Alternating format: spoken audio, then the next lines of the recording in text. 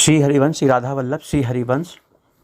रामचरितमानस की यह दोहा बहुत प्रसिद्ध है, बहुत गूढ़ बात, गूढ़ रहस्य को बता रहा है। जरा ध्यान से सुनिएगा।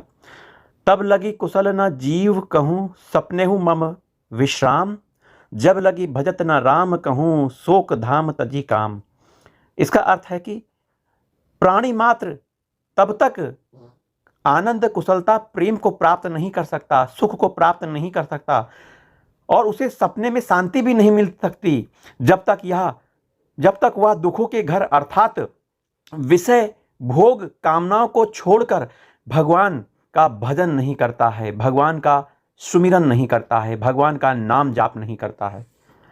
तो जो व्यक्ति आनंद और सुख को प्राप्त करना चाहते हैं उसे भगवान का भजन करना ही पड़ेगा। यह आनंद सुख आपको भगवान के आश्रित होने पर ही प्राप्त होगा, भगवान की शरणागति होने पर ही प्राप्त होगा। यह शरणागति आएगी कैसे? यह शरणागति भगवान के भजन करने से आएगी, भगवान को अपना मानने से आएगी। इस संसार को भगवान ने दुखालय कहा है, यह दुख का घर है। क्यों?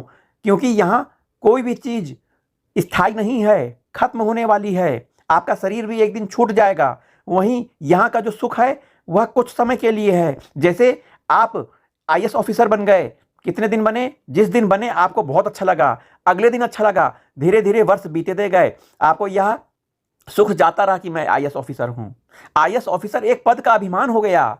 यह अभिमान भगवत प्राप्ति और सुख आनंद लेने नहीं देगा, क्योंकि अभिमान एक अकड़ है और अकड़ा हुआ व्यक्ति कभी भगवत प्रेम नहीं प्राप्त कर सकता।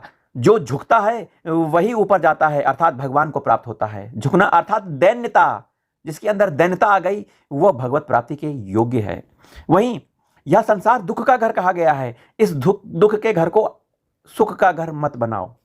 कितने भी भोग पदार्थ आप इकट्ठा कर लोगे, वास्तविक सुख, वास्तविक आनंद नहीं प्राप्त होगा। वास्तविक सुख और वास्तविक आनंद भगवान के चरणों में ही है, श्री राधा वल्लभ लाल के चरणों में ही है, भगवान को अपना मानने में ही है। क्योंकि वास्तव में आप भगवान के हो। आपका शरीर संसार का छूट जाएगा, लेकिन अंदर बैठे हुए आपके भगवान जो आत्मा है वो भगवान का अंश है, इसलिए आप भगवान के हो। क्यों भगवान को अपना नहीं मानते हो? क्यों संसार को अपना नहीं मानते हो? इसीलिए तो दुखी हो रहे हो, छोटे छोटे सुख में सुख देख रहे हो।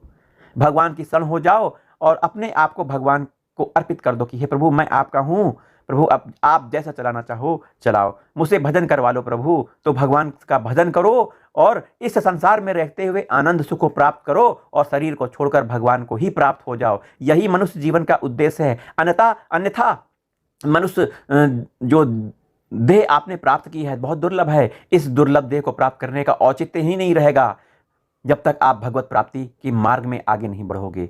इस मनुष्य देह के औचित्य को समझो। बहुत दुर्लभ देह प्राप्त करने के बाद यदि आपने पशुवत जीवन व्यतीत किया, अर्थात आहार निंद्रा भय मैथुन का जीवन व्यतीत किया, तो आप बहुत दुखी हो जाओगे। क्योंकि ये पशुवत जीवन और मनुष्य का जीवन में बहुत विभेद है। मनुष्य का जीवन भगवत प्राप्ति के लिए मिला हुआ है। आपने उद्देश्य संसार के सुख और शरीर सुख की कामना को अपना मान रखा है। इस सुख में इतना डूब गए हो कि आपको उद्देश्य ही नहीं पता लग रहा है। अब ये उद्देश्य बताया जा रहा है, जीवन में धारण करो। सुनकर इसको जीवन में धारण करके भगवान को अपना मानो, भगवान के नाम से प्रेम करो। नाम को पकड़ लो, भगवान मिल जाएंगे। नाम को पकड़ लो, भगवान मिल जाएंगे। नाम का सहारा लो, दुख मिट जाएगा। नाम का सहारा लो, तुम इस संसार से मुक्त हो जाओगे। जय जय राधा वल्लभ श्री हरिवंश, श्री वृंदावन, श्री वंदन। जय जय श्री राधा।